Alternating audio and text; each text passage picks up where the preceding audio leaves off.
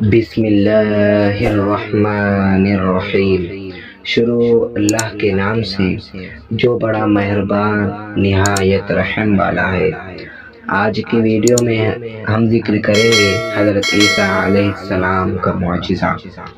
بیان کیا جاتا ہے کہ بنی اسرائیل میں ایک شخص تھا جس کی بیوی نہایت حسین تھی، جس پر وہ اسرائیلی فرشتہ تھا۔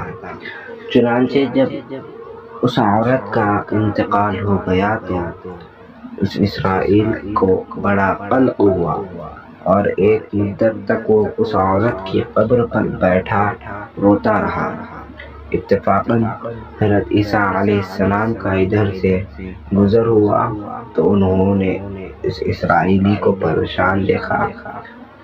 پریشان حال دیکھ کر اس کا سبب معلوم کیا۔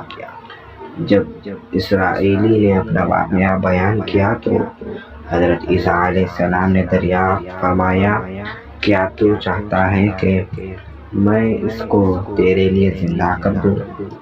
اس نے عرض کیا کہ ہاں حضور، یہی میں چاہتا ہوں۔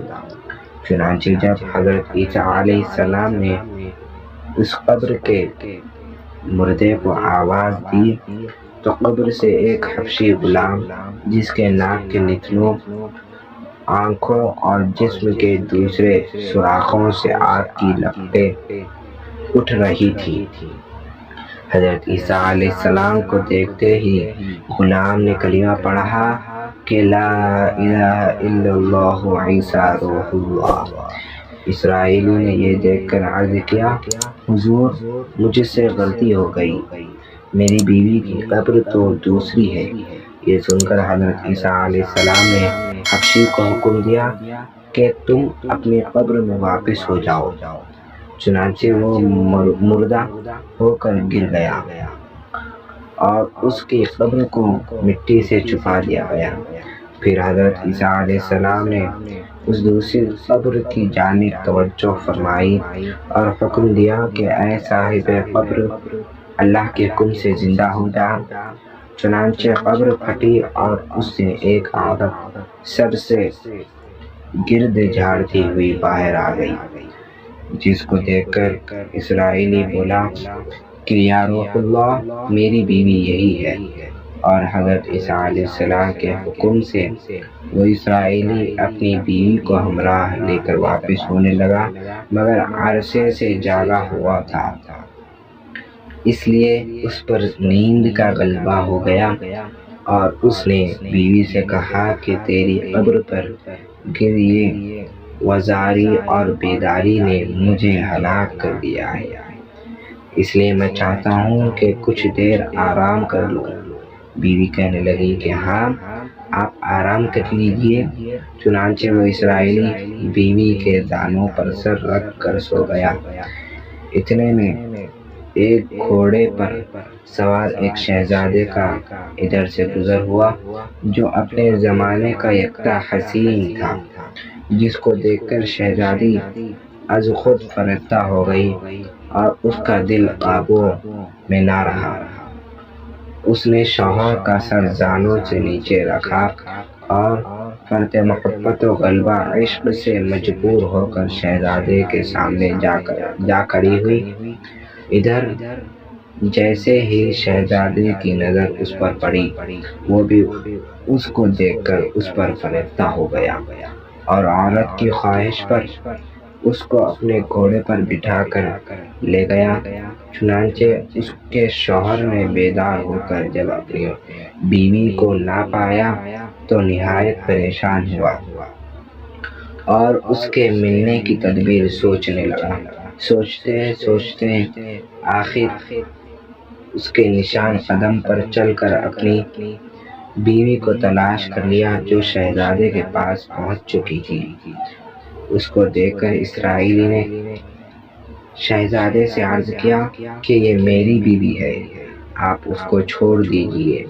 ابھی شہزادہ کچھ کہنے بھی نہ پایا تھا کہ اس عورت نے کہا، میں تیری بیوی نہیں بلکہ شہزادے کی لونڈی ہوں۔ یہ سن کر شہزادہ اسرائیلی کہنے لگا، کیا مجھ سے میری لونڈی کو لینا چاہتا ہے؟ اس نے کہا خدا کی قسم یہ میری بیوی ہے جس کو میرے سردار حضرت عیسیٰ علیہ السلام نے مرنے کے بعد میرے لیے زندہ کیا ہے۔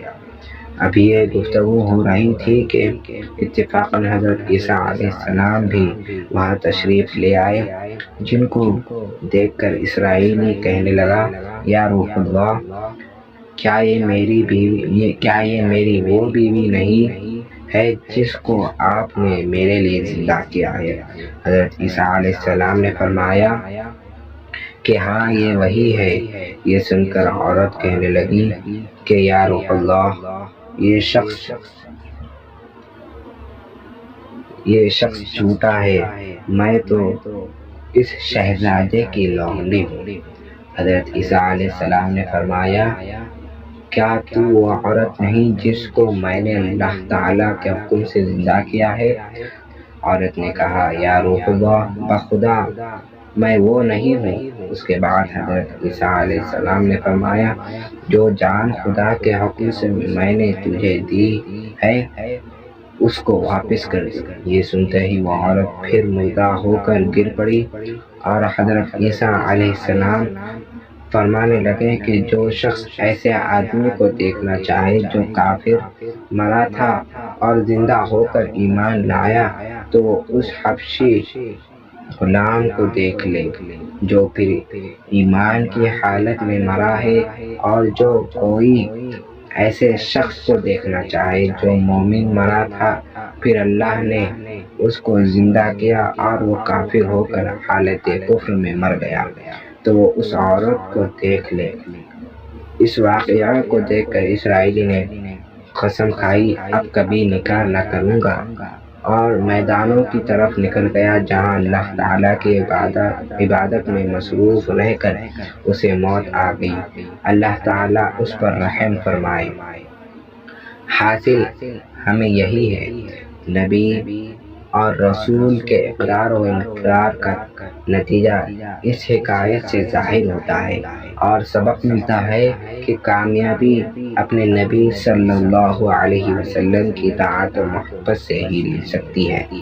چنانچہ ہمیں بھی چاہیے کہ ہر حال میں اپنے نبی صلی اللہ علیہ وسلم کی اطاعت کو سامنے رکھے، چاہے دل مانے یا نہ مانے، لیکن نبی یہ کریم صلی اللہ علیہ وسلم کے طریقوں کو لازمی اپنایا جائے۔ اللہ تعالیٰ اس واقعے سے سبق حاصل کر کے عمل کرنے کی توفیق عطا فرمائے، آمین یا رب العالمین۔ وما علینا الا البلاغ المبین۔